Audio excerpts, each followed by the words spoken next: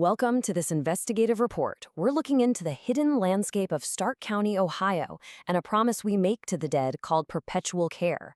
It's a story about memory, about money, and as our investigation uncovered, it's a promise that in Stark County is often broken.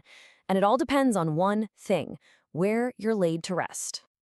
Okay, let's just jump right in with the starkest contrast we found. On one side, you have West Lawn Cemetery in Canton.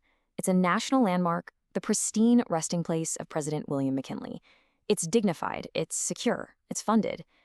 And then you have this, the Cemetery Mausoleum. It's a scene of just total decay. Reports describe a collapsed roof, crumbling crypts, and yes, even exposed caskets. It is a shocking difference. So how on earth can a presidential memorial and a scene of complete ruin exist just miles apart from each other?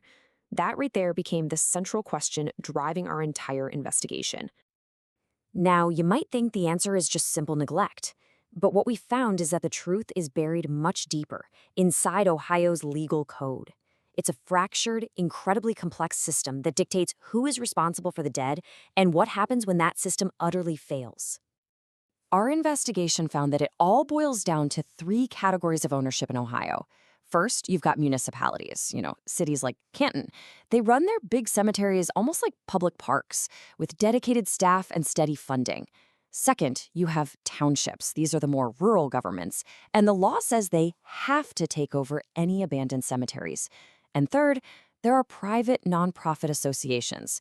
And this is where the whole system so often just falls apart. And that brings us to this key legal term, unfunded mandate. It's crucial. Basically, the state of Ohio forces these townships to care for forgotten burial grounds, but it gives them zero money to actually do it. So the entire financial burden for mowing, for repairs, for security, it all falls directly onto the local taxpayers.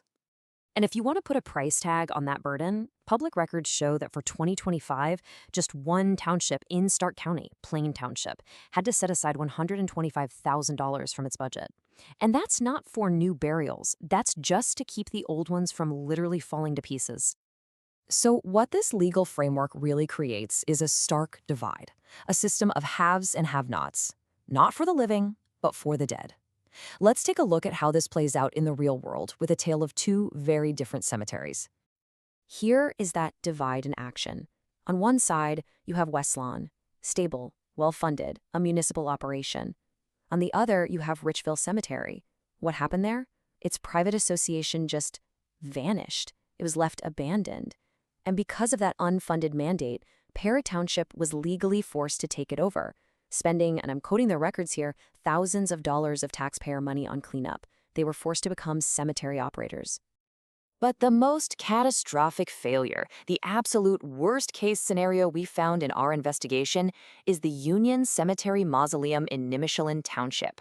This is the place where the system didn't just bend, it completely shattered. Just listen to this description from the investigative reports. This isn't some forgotten pioneer plot buried deep in the woods. This is a massive structure right out in the open, left to rot in plain sight. So, you have to be asking, how did it get this bad? Well, our investigation found a perfect storm of legal paralysis.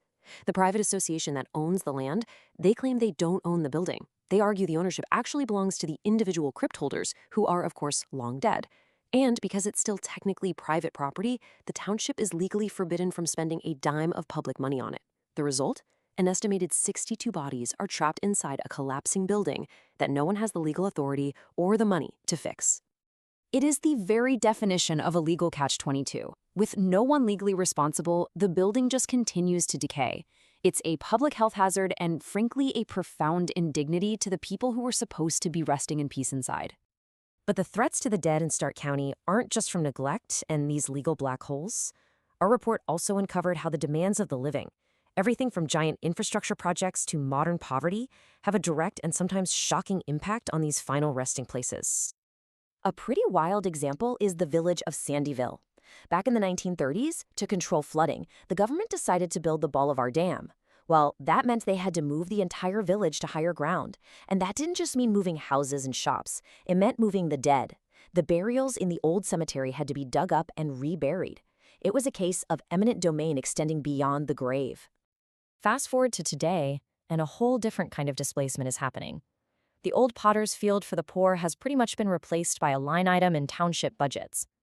See, when someone dies without any money or family, the township is required to pay for their burial. The state kicks in up to $1,000, but that almost never covers the full cost. The rest of it? It becomes yet another unfunded mandate for local taxpayers. So after all of this, what does it mean for the future of Stark County's past? What's the final verdict on the state of its cemeteries? Well, the data we gathered paints a really clear picture of how this system works out. You've got your grade A, secure sites like West Lawn run by a city. Then you have grade B sites like Richville, which have been rehabbed by taxpayers. Then you have the critical collapse of the privately abandoned Union Mausoleum. And finally, you have the lost cemeteries, like one called Ackelson, which historical records suggest were literally just plowed under and completely erased from the map. Ultimately, our investigation identified 4 clear and present dangers. First, there's the financial strain of these unfunded mandates that are crushing townships. Second is the legal paralysis that happens when private owners just vanish. Third is just natural decay, the slow erasure of history as old headstones get worn away by the elements. And finally, you have outright vandalism, like a recent incident at Roland Cemetery that caused over $10,000 in damage to irreplaceable historic headstones. And all of this leaves us with one final, unavoidable question. The whole idea of a cemetery is built on a promise of perpetual care. But what happens to that promise when the family is gone? The association that made the promise has dissolved, and the law provides no clear answer. Who is left to remember? Who is left to care?